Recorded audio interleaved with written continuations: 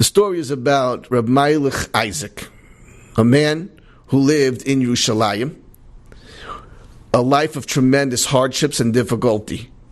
And despite the challenges in his life, he had tremendous joy, tremendous simcha. He started his married life in Kaila. He was then chosen to be the menahel for the Stoliner Yeshivas. He was also an expert matzah baker for the Biederman Bakery in Meir Sha'arim. Very, very prestigious positions in his life.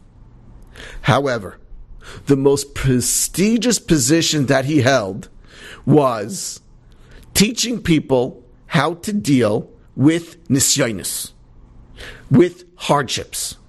He considered that his greatest position. Why? Because his first son-in-law died in a car accident, leaving over 4 Yisayimim, 4 orphans. Shortly after, his second son-in-law died and left 6 orphans. After that, he was diagnosed with the deadly sickness, cancer, which eventually claimed his life, leaving over 7 Yisayimim. But despite all these tragedies and hardships in his life, he was a man who exuded great joy. Simchas HaChaim. Rav Shimshon Sharer, who is a Rav in Brooklyn and a very close friend of Rav Meilich, once asked him, how do you do it? How do you live a life of such joy while experiencing such tragedy, such hardships, such pain? He says, I'll tell you, after my second son-in-law died, I went to Bnei Brak, to Rav Chaim Kanievsky, to receive a bracha. I related to Rav Chaim the litany of pain that I have experienced in my life. Rav Chaim told me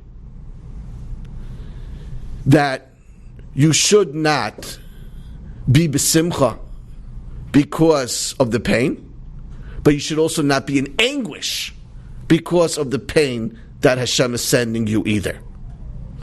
Let me explain to you as follows, Rav Chaim said. There was a boy in yeshiva, in cheder, who was misbehaving.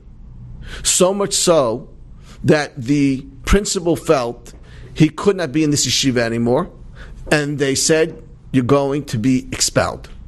We can't handle you. One of the Rabbeim had a very close connection to this student and wanted to keep him in the yeshiva. And he would take achrayus, he would take responsibility. And he told the menahel, I will take responsibility for this boy. And he did.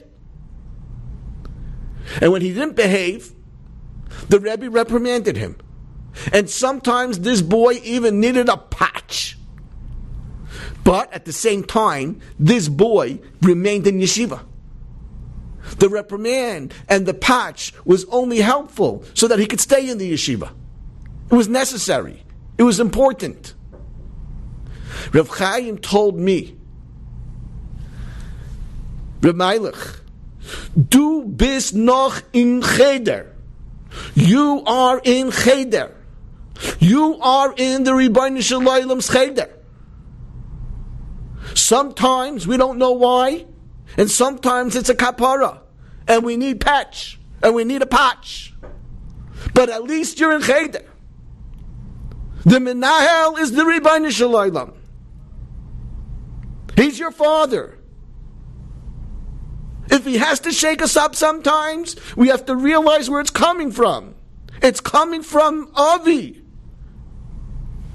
Ribono Shel Olam. And Rav Meilich said to Rab Sharer, Ich bin noch in cheder. I'm in cheder. And as long as I'm in cheder, I am happy.